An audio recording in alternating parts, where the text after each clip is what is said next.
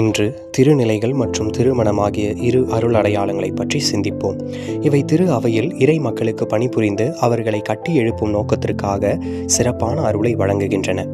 திருப்பட்ட அருள் அடையாளத்தின் மூலம் கிறிஸ்து திருத்தூதர்களிடம் ஒப்படைத்த பணியை உலக முடிவு வரை திரு அவையின் மூலமாக அருட்பணியாளர்கள் தொடர்கின்றனர்.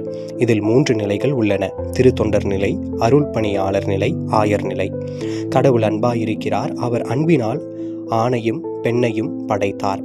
திருமணம் என்ற அருள் அடையாளத்தின் மூலம் இந்த அன்பை பகிர்ந்து அவர்கள் ஒரே உடலாய் மாறி பழுகி பெருகி மண்ணுலகை நிரப்புங்கள் என்ற இறைவனின் கட்டளையை பின்பற்ற வேண்டிய அருளை இந்த அருள் அடையாளம் வழங்குகின்றது. எனவே தான் கிறிஸ்தவ குடும்பம் ஓர் இல்ல திரு அவை என்று மறைக்கல்வி போதிக்கின்றது.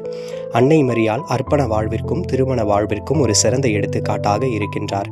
எனவே அன்னையுடன் இணைந்து இந்த வாழ்க்கை முறைகளில் இருப்பவர்களுக்காக நாம் மன்றாடுவோம். மரியே வாழ்க.